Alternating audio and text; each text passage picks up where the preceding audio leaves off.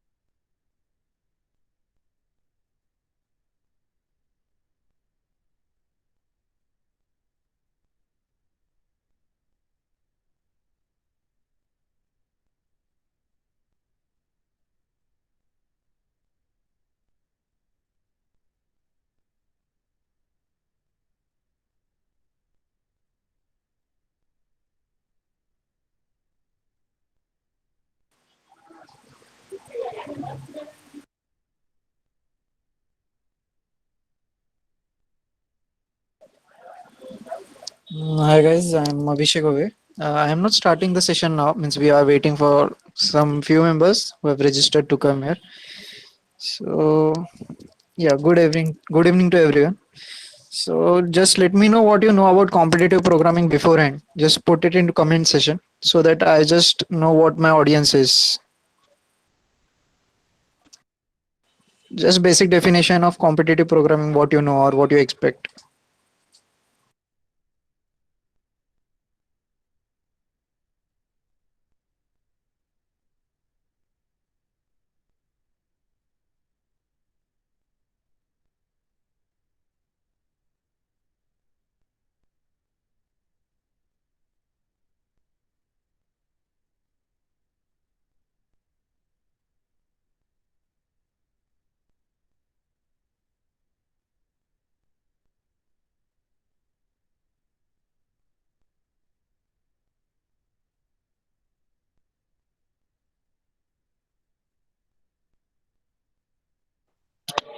So, Abhishek, I think we can start now. Okay, thank you. So let's start. Okay, so let's begin. So in under the Development Students Club, DSC PCCI, we are starting competitive Fridays, where we are planning to keep competitions which have questions. Competitive program. We are planning to keep competitions where we can test your programming skills and you are able to evaluate your programming skills on based of DS algorithm, that are data structures and algorithm, and how you apply them.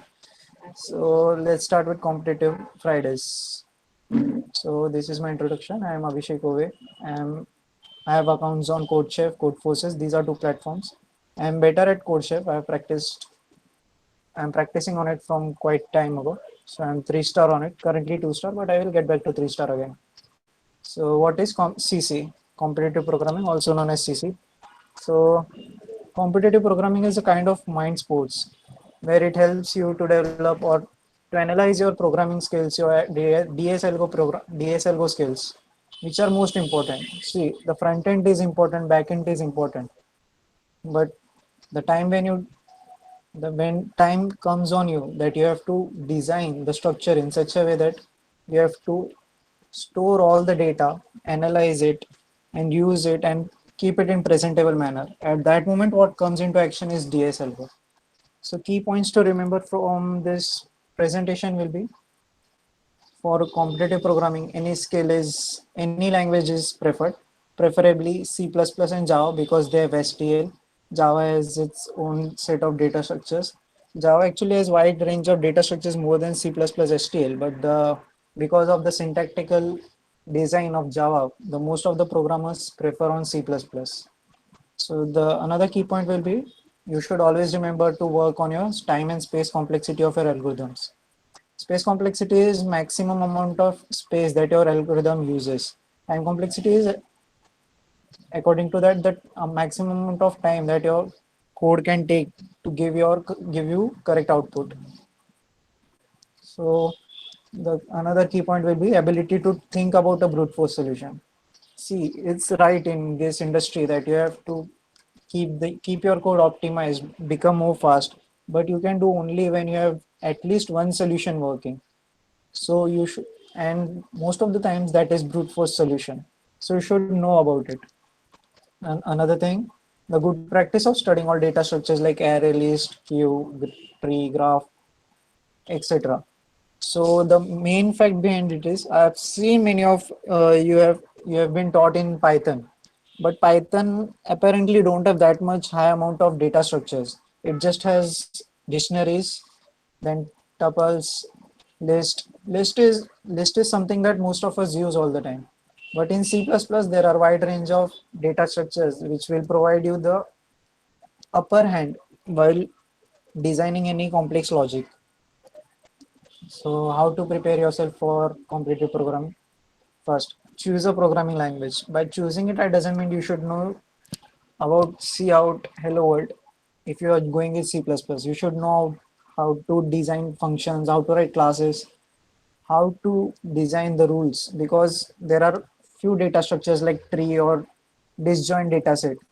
where they don't have STLs for it. You have to design your STL basis on your need. Like there are multiple kind of trees like segment tree where there are two algorithms. First is basic segment tree, which gives you sum of the range, and another sum of range of numbers in array from index A to B.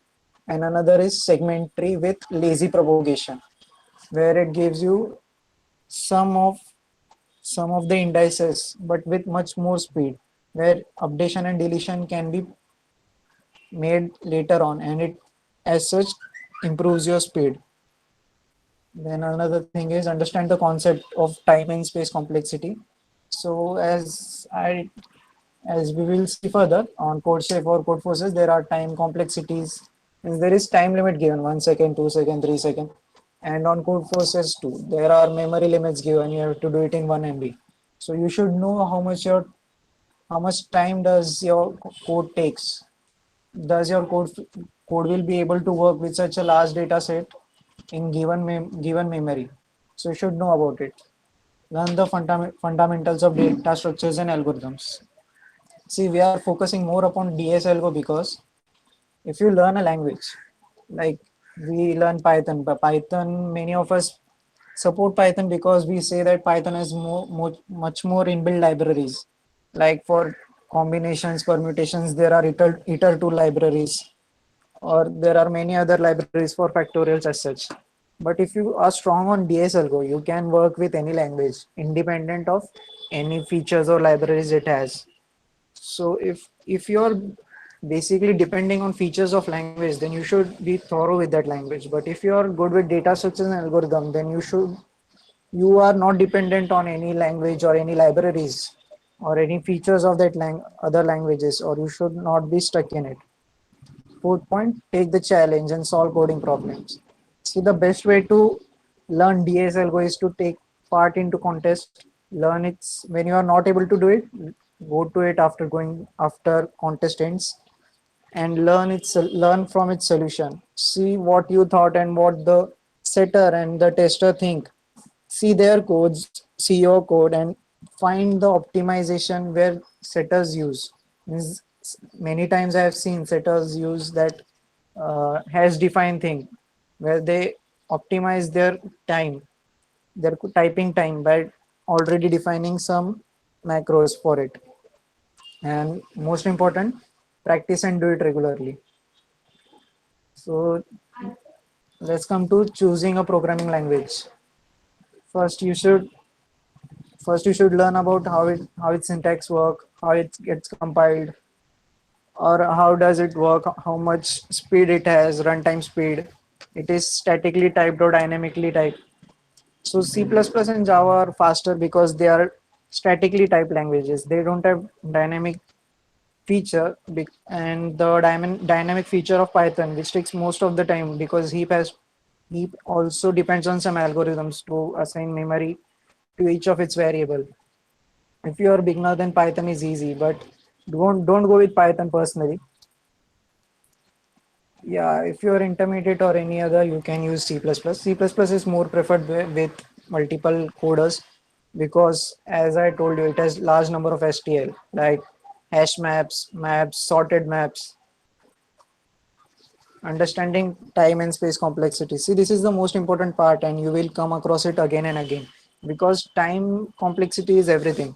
In computer science, if your code takes more than 1 second, then I must say you should learn DSLGO again and again because so much time on one query can get your company into trouble.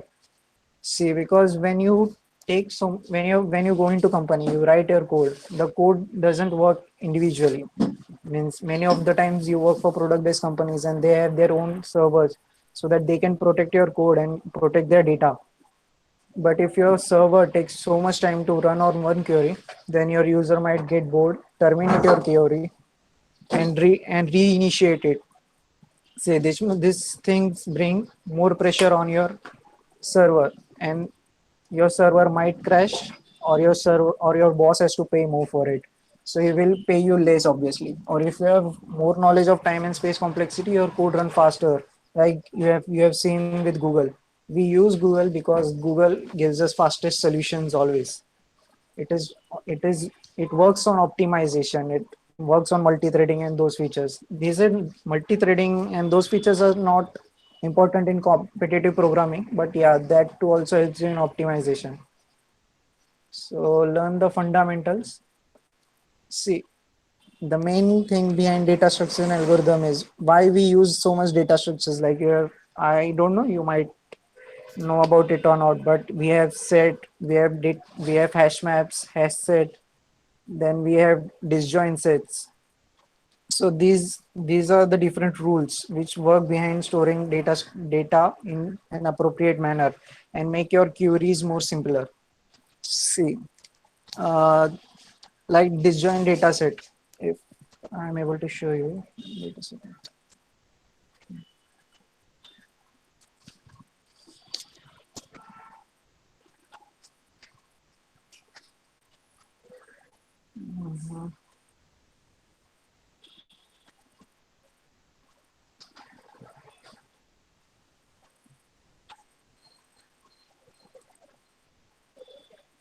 Disjoint data set is not actually a data set, a data structure, but it uses some of its rules so that it makes our queries more simpler.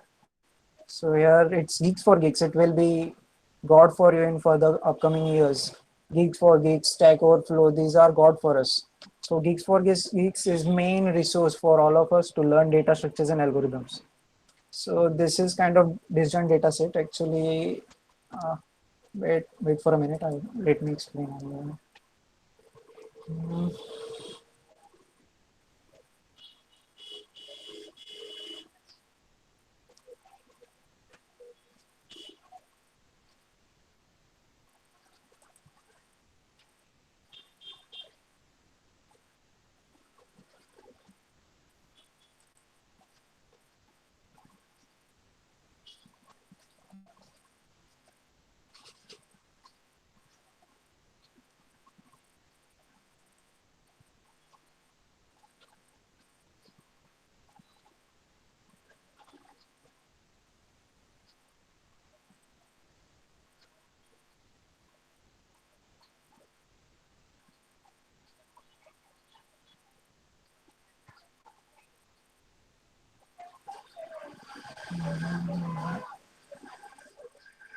Okay.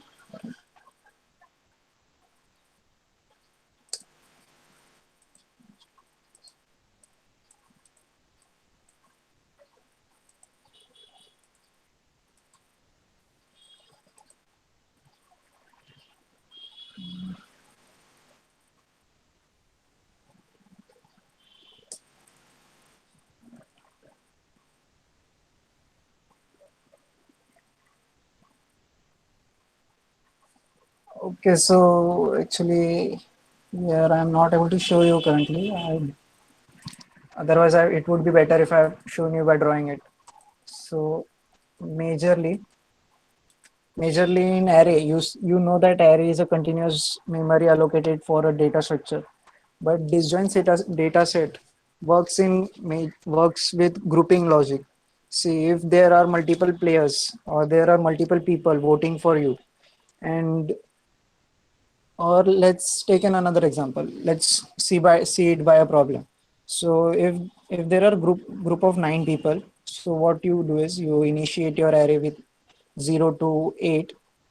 Then the thing is that the problem statement says that if A and B are friends, then A's friends and B's friends also become their friends.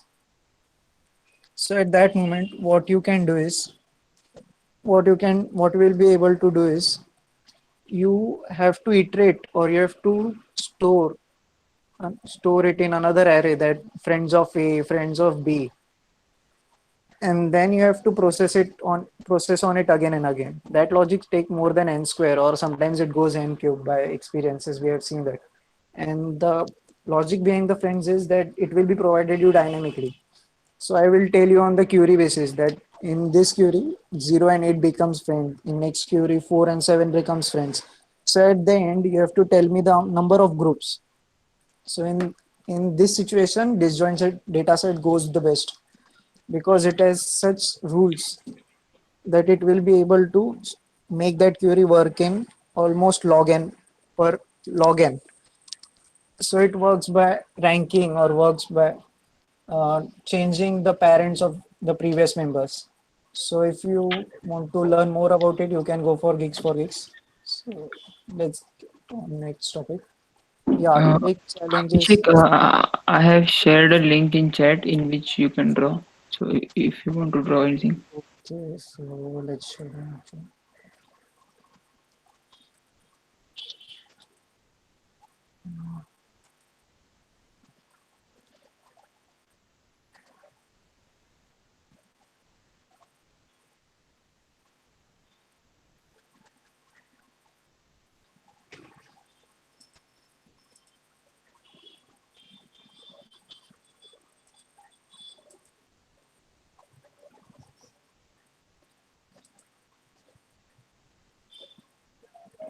Yes, just a second, I will approve you.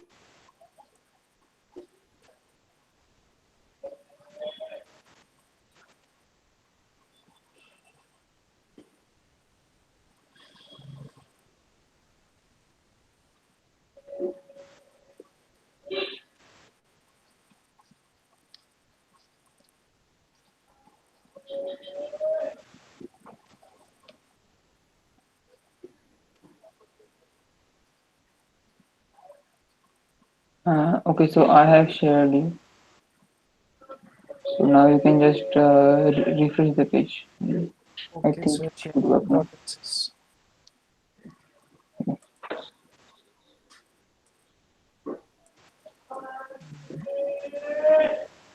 So let's go for small data set current. Let's go for five. There are five group of people. So you store this in array. Just consider this to be array now. So now in per query, I will tell you that see this is 0, this is 1, just like it gets allocated in arrays. So in query 1, I tell you that 0 and this guy becomes friend. Again in next query, I tell you that this guy and this guy become friends. So I ask you at this moment, my query changes and I ask you that how many number of groups are formed. So your answer should be 3. But to tell me that, you have to store, when I make first query, you have to store his friends and update on both of them. Then I make these both friends, then you have to go through this this members array where you have stored his friends. So in this case, data set like disjoint data set works more efficiently. So so in this queries, what disjoint data set does is, like, see this is the query. I will put this into our chat so that you can also see it if anyone wants to study. So in such cases, what disjoint data set does is it does grouping. Like if I number 0, 1, 2, 3, 4. So when I say 0 and 4 are friends initially, so what disjoint dataset does is it changes the variable present at this location to 0. So now when you traverse to the array again, you should able to only count the different variables in it. Another thing is if I make query here, like 0 and 1 are friends now. So it again makes it 0 here. So see, this kind of thinking improves your code with much more efficiency. This logic works in O of n, I guess. You just need to traverse one and count the numbers of elements which are unique. So this will reduce your updation time complexity to O of 1, and the query where you have to count the number of unique groups, that will be reduced to O of n. So these are the rules which works more, which improves your time complexity. And disjoint dataset is not something unique. It just works on array, but it has different rules. So when you do it when you do it practically, this logic of updation takes log n. But if you use different logic, like doing it by ranking, so it improves your time complexity much more. So let's get back to our main thing. Okay. So to learn more again, you have to go through the challenges, because the challenges are the place where you get questions in sorted manner generally, where you can test your logical thinking in CodeChef and Code Forces, where I will show you in upcoming slides. In those, there are questions which are sorted in their difficulty level. Especially Code Forces is much more better at it. Yeah, practice, do it regularly. See, it's not easy. I will explain you. Yeah, to stay updated, again, to stay updated, join on Discord server, as it's more important to get you updates from other session about other sessions that will help you grow. So okay, so let's get to competitive CodeChef. So this is now CodeChef's official website. Now currently, I guess, yeah, long challenge is going on. So yeah, CodeChef has two categories, Div 1, Div 2. Many of you know CodeChef, I guess. So I am currently Div 2. So yes, so now you can see my rank here, your score. So now I am just able to solve 4.5. I'm going to try this again and again, because this is a good question. This is about spanning tree and majorly depends on Prim's and Kruskal's algorithm. So we have to optimize it much more for the special conditions. So just let's try for you. Okay, I will not try from live contest. So see, when I started CodeChef, like you, many of you will able to solve one and two questions only. But that's not the thing. The amount of question you solve or amount of stars you have on your uh, profile, it's not important. It changes as the more hard work you do. See, the thing is, after the event ends, the most important thing is you have to go through. So let me show you that too. Yeah, so all past contest. So these are the contests which I've already finished. So let's get to September challenge. Okay.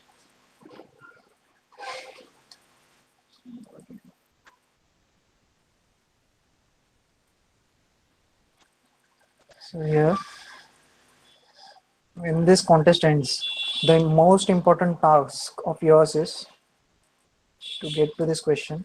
Mhm. To get to this question and see its editorial. That's the most important thing. And it's not like you have to see the editorials or try those questions which you have tried in live contest. You should absolve. Basically, absolving is when your contest ends, you have to try these questions also or read their editorials, or according, it depends on your current capabilities. So these are the questions which you should also go through from it, because these are the things which you will be able to learn most of it. Because if after this contest I study this uh, problem solution, then I will be able to make my queries much more easier in spanning tree, in minimum spanning tree. So yeah, so see, so here the problem statement is mentioned. Yeah, the most important thing is many of them I have seen that after contest ends, they directly go to editorial. That's not the good practice. Though after the event ends, the tags are added to question, basic, combinatorics. Then there are many different kinds of tags like prefix sum. So if you are new to any tag, just do one thing. Don't open your editorial now. Go to that tag, like this is the combinatorics one. Just go to it. See, there are two parameters, submission and accuracy. So let me go by submissions. So, so try solving one or two questions from here. Or if you are completely unknown, like there are few tags like DSU, which stands for disjoint data sets. So go on Geeks for Geeks, study that term, and then come again and try at least for 2 hours after the contest ends. Then if you are not able to do it, just go through quick explanation. Again try for 1 hour. If you're still not able to do it, then it's right time to go through full explanation. So now when you go from the full explanation, just compare your code logic with the setters logic. Here, here you can see multiple languages are there. Or another thing, like if you use Python, so setters and testers generally use C++ for it. So here you can compare your logic for Python. You just set your whichever Python version, go for all correct. So yeah, so this is the Python code. You can sort it according to time logic also. So let's do it. So yeah, generally these are 5 points. In next one or two windows, you will be able to see 100 points also. So, okay, let me do it for you. Yeah, I think it's going to it just okay. So whenever you get free time, just go through window where it has 100 points on and see the code where it takes the minimum time. So where if you use Python, so you must check your logic with this guy's logic, because there are many users which use logics which are much more faster than you. So for example, let me show you that here in dimnest this question, all submissions. So yeah, even I have solved the partial question. I have only got 10 points for it, but I will show you the difference where it will make where it will start making some sense for you.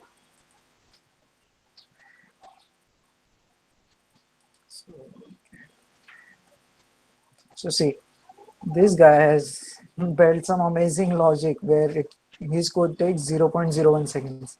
If you see my correct submissions, see my correct submission was taking 2.49 and now it's taking 0.31. But this guy logic takes 0.01 seconds. So this guy's code is not completely optimized, but way more optimized than me. So if I get my logic for partial right, it doesn't mean that I can leave that question. If in means if you are in hurry, then you can leave it. But if you have time, you want to study more, then after this contest, please see his logic also. I'm also interested in seeing his logic, because such a fast coding skills I have not seen for this question, at least because this question is of complexity and square. So okay, so this is basic introduction to code chef. So if there are multiple things, like if we just want to practice, you can yeah, see here they also let you know DSL goes. So complexity analysis, basic algorithm, linear data structures like array, then I guess Q is the linear data structures, linked list are also important. See, the data structures are obviously important because they are always time based and condition based. If you are using array, the updation at last index is faster. But if you use linked list, then you can update at end fast, you can update at start fast. But if you use arrays, then you have to move your data one index behind, then update the zeroth index to the desired value. So that's where data structures mostly take care of your work. These are basic STL, just as I mentioned you. C++ has biggest set of STL. They have large number of libraries. Just our college doesn't teach us. That doesn't mean that they don't have. They have much more large amount of STLs where you don't have to do anything. You have to just import them, like stack or queue. You have to just import them. So yeah, again, yeah, this is contest calendar. So let me introduce with something like contest calendar if you want to participate in each and every contest. So this is clist.by. This is the website where you get updates of each and every. See, this is the live contest actually. These are some of the live contests going on in CodeChef. Code Forces, I guess it's an upcoming week. Yeah. See, in Code Forces also there is one more contest which is going to come up in few days. So okay, so this is clist.by. I will put this link in our discussion point. Okay, yeah, okay. Thank you, sir. You have done this for me. So this is clist.by where you can get update of every ongoing contest, future contest, and I guess it has features of past contest also. I have not explored that much. So again, if you want to learn more of data structures, this is the website. Like, yeah, even in sorting mechanisms, like I would like to tell you that if you are doing AVL tree, so if you when you will go through STL, just check for AVL tree because the map STL always uses AVL tree. The benefit of AVL tree is it reduces its size or it self balances itself again and again after every updation. So this is also one of the amazing thing where you should learn about it. So this is code forces. See, the code forces is multiple bars like home where you are able to know or you will, yeah, see, this is the upcoming contest on 10th of October. This will be hosted by code forces itself. You can make multiple events here. It's easy, like it's like hacker rank only where you can plan your own contest. So this is the gym, code forces gym. So yeah, so these are the past contest I see. Yeah, these are the past contests where you can practice your skills. See, these are contests again. This session is this section is must visit actually. So yeah, see, you see contest history. These are past problems. So there are two ways to enter it: the directly enter, and this is virtual participation. I will explain you both of them. So this is directly enter. This is past contest access. So yeah, so I can see all of them like whomsoever have solved this. Then again, when I go to the question, I wish. Okay, so yeah. So this is the problem tag. This is 3,500. So if your rating is near to it, then you can solve it. Means you have that much brain to solve it.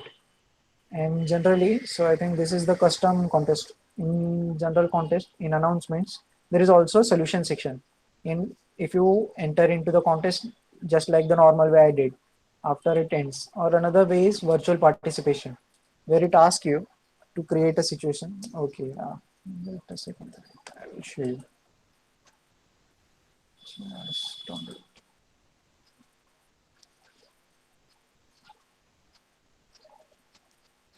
So this is virtual contest. So see.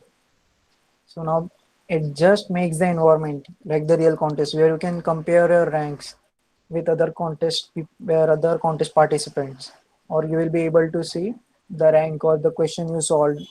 And here, the best thing is it's not the best thing actually, but you get penalties for wrong submissions also.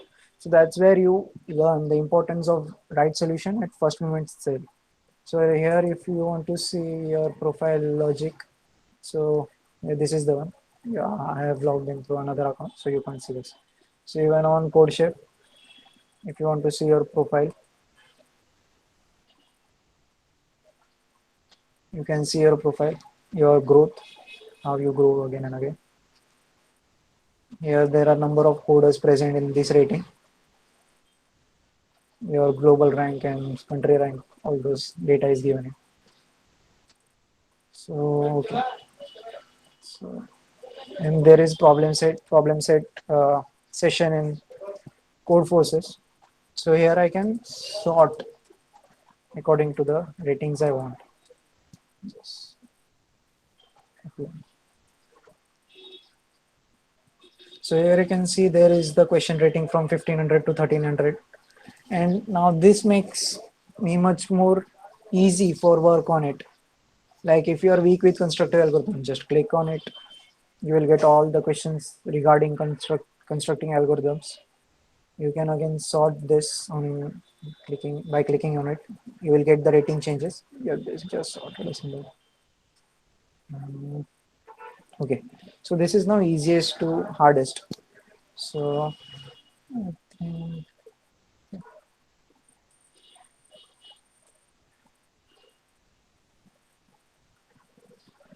so here you have to read all questions. These are the sample input, sample output, where you should compare yourself with the given conditions. So okay. So when you are ready to submit, just go on submit.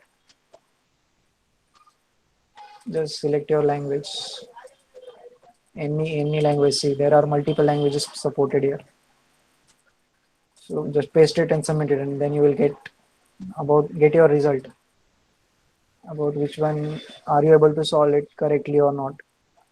There are multiple tags, like if you feel you are weak at greedy algorithms, you are weak at maths, you are weak at number theory, then you can go on that tag. If you think you are weak at trees before the interview for any company or any internship you are going for it, so you can just go on that website, click, go for a tag for trees and practice the questions according to your ratings. So that will be much more easier for you to learn the things topic wise.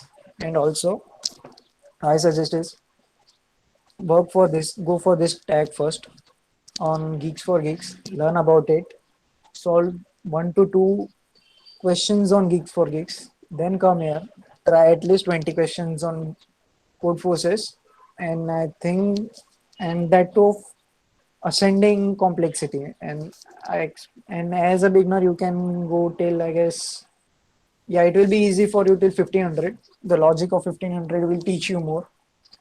So you should, your 20th question or from the 17th question, that should be your rating 1500 if you want to learn something more or learn something new.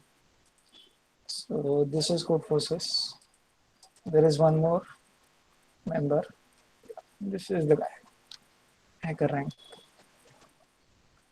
If you are in last year, or if you are in a hurry to practice or masters all your skills, then this is the perfect website for you. This is not basically for competitive programming, it's just for DSL go practice and brush ups.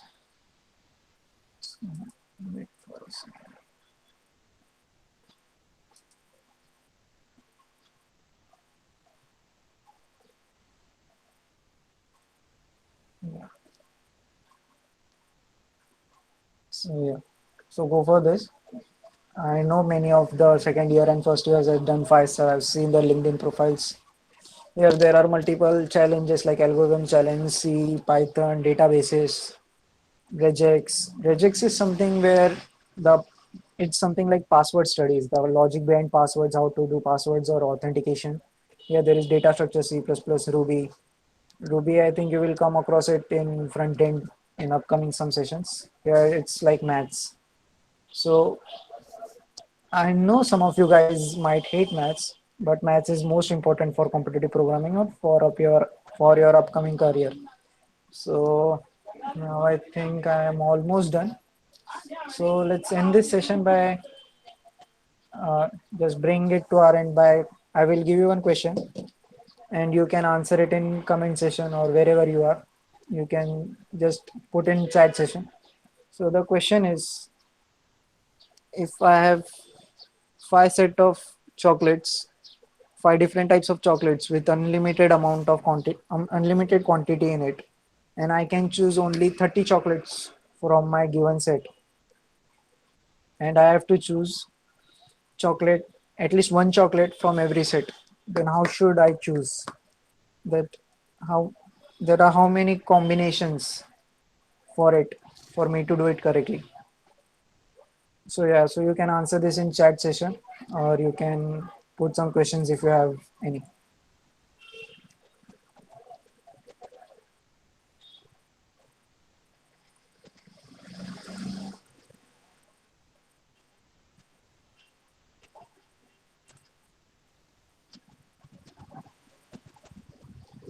Okay. So just before ending this, I would just want to tell you that keep practicing. Don't look at your friend that he is doing internship or he's practicing Flutter or Android. Just practice them along with competitive programming. Just don't do that, because if you are a developer, you are language based. If you know JavaScript, you only know JavaScript. You know about its features, how to do it, how to iterate over all the members of your each query. But if you are master at data structures and algorithm, the sky is the limit for you.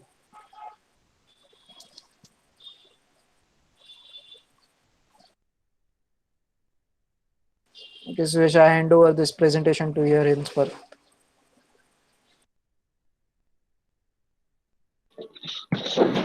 Thank you, Abhishek, for this amazing session. So if you guys have any queries, so you can ask in the chat section. Or we also have our Discord channel for competitive programming, in which we will be posting some uh, questions in upcoming days, in on which you can practice your CP skills.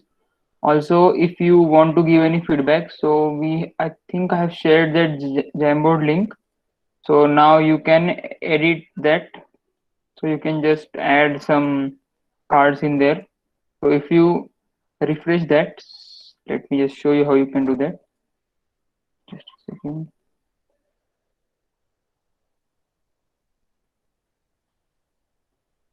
Okay, so I think permission is updated. Now everyone can just do that. Add your things. So you can just go to sticky note and you just can give your feedback like 1, 2, 3, 4 and just save. What it will do, it will just create this card. So if you want to give any feedback or if you want to like say anything, you can do that in here, or you can also do that in chat, or if you want to do anything, you can join the Discord. And here we have our competitive coding channel, in which we will be posting some questions like this with options. So that's all for today's session. I think you guys have enjoyed, and thanks for participating. We will see you in later sessions. Thank you.